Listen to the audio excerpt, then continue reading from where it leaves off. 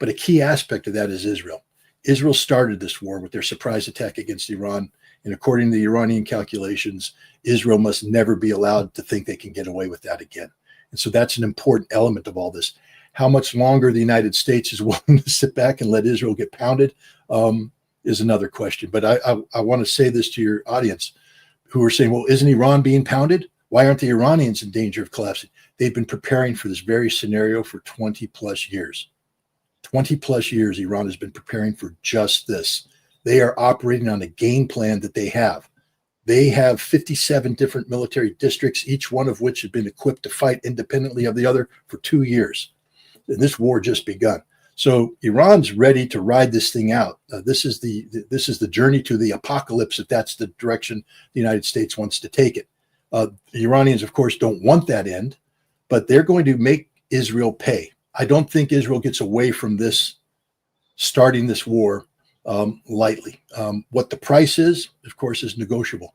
But I don't think the idea of let's just bring this thing to an end because Israel's upset, that doesn't fly anymore. Israel have to pay a price that's acceptable to the Iranians for carrying out the crime of launching a surprise attack against Iran that didn't just attack nuclear facilities, which is sort of a symbol of Iranian sovereignty, but it was also a decapitation strike against very senior leaders, beloved leaders of the Iranian Revolutionary Guard Committee. Could you imagine how Americans would feel if overnight we lost the chairman of the Joint Chiefs of Staff, we lost the Joint Chiefs of Staff, we lost major military commanders, we lost the director of the FBI, and then a week and a half later, people go, forget it.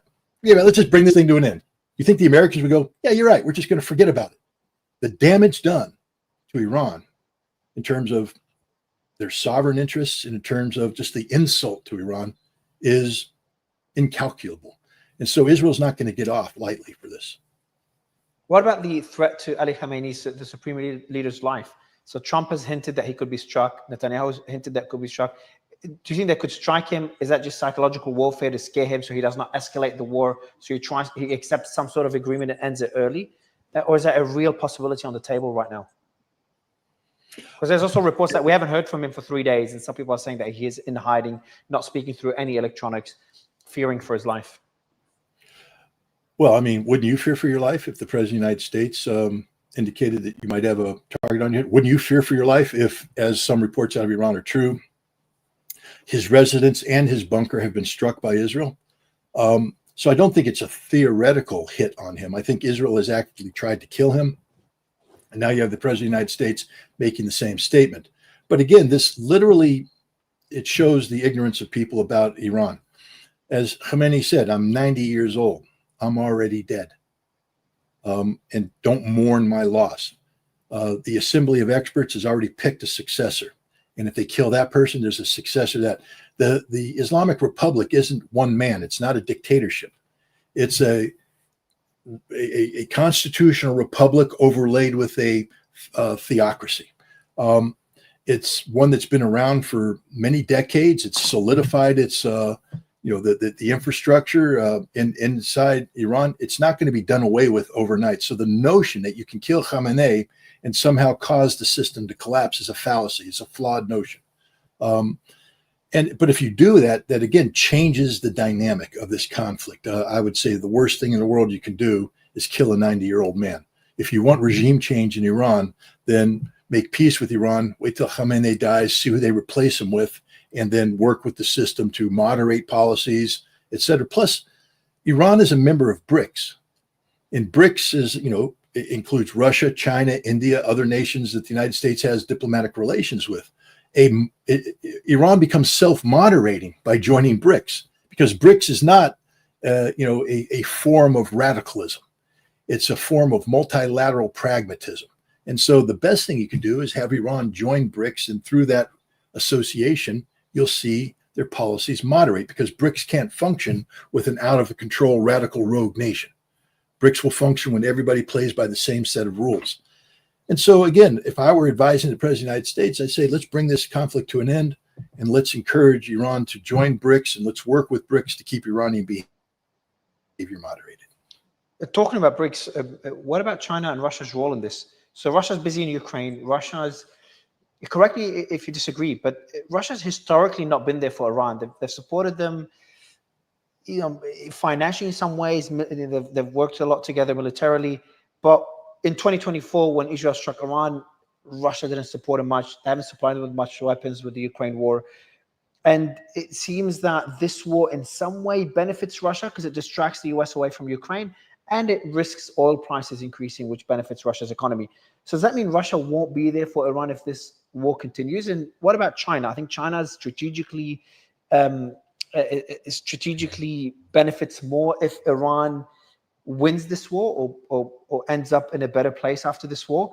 Iran is a very close ally to China, but also supplies a lot of oil to China, and they've got the Belt and Road Initiative there. Where do these two powerhouses come into this? Well, to answer that question, I guess I have to throw out sort of a rhetorical question in response, which is, if you're a parent and you have a child that's prone to misbehaving, do you want to deal with that child when the child is relaxed and comfortable in their situation? Or do you want to deal with that child in the midst of a temper tantrum because something's been taken away from that child? And the answer is you want to deal with a relaxed child. The United States is a child on the world today because we're led by a man-child. I mean, just listen to his rhetoric. I know this is getting way political, but this man speaks like no other president. He speaks like no other leader. It's childish in the way he speaks, exaggerations, the whole thing.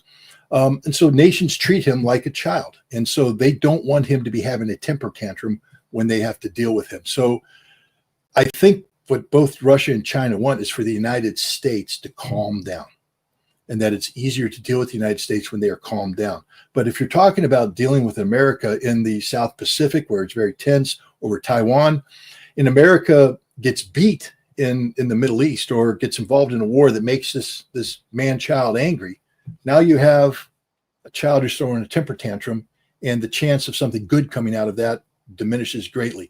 So I don't think Russia or China is looking for the United States to be defeated or humiliated in this. I think what they want from the United States is predictability. I've been told this by the former ambassador to the United States, Anatoly Antonov. The number one thing Russia wants out of the United States is predictability.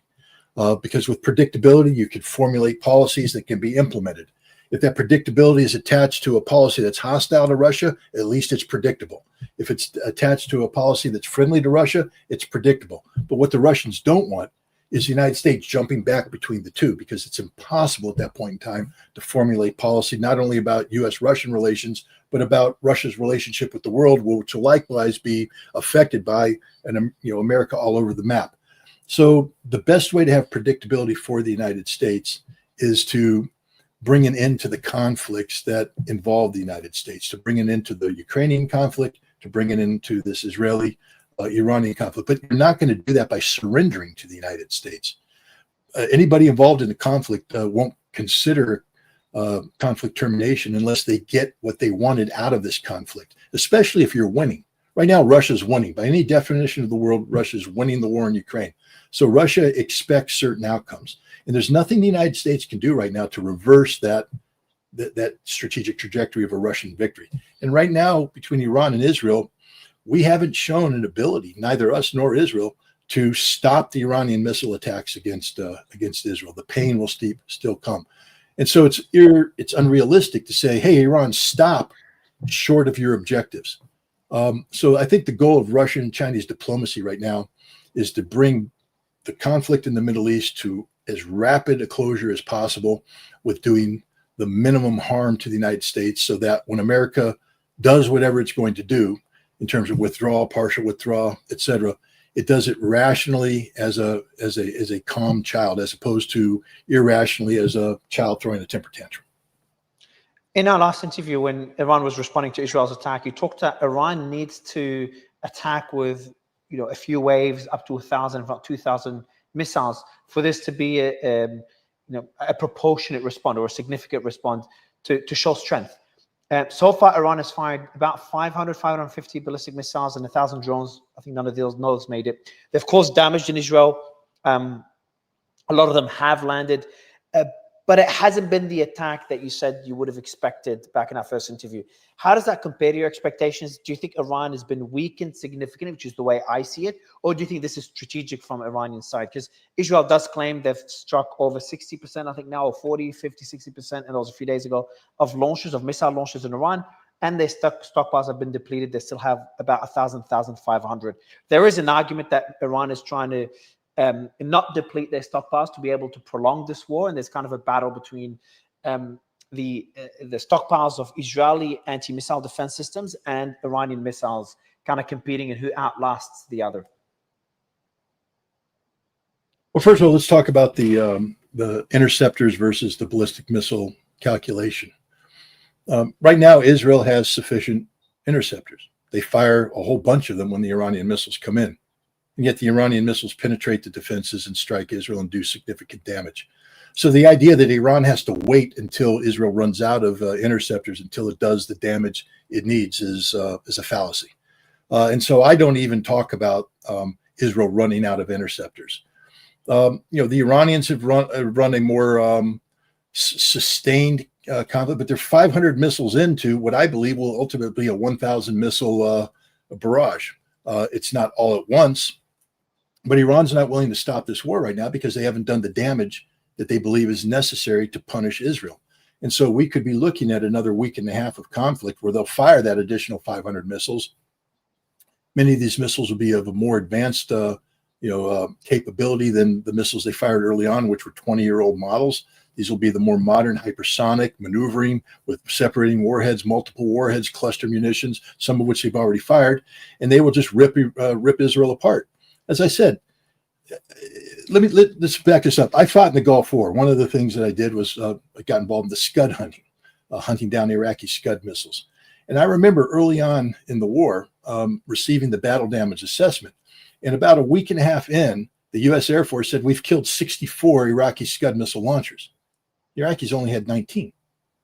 So beware of numbers. Beware of numbers, especially in war. They get exaggerated. Things are being struck that are decoys, that aren't what they think they are, etc. I wouldn't trust the Israeli numbers at all because you're in the middle of a war. There's a lot of, the fog of war exists.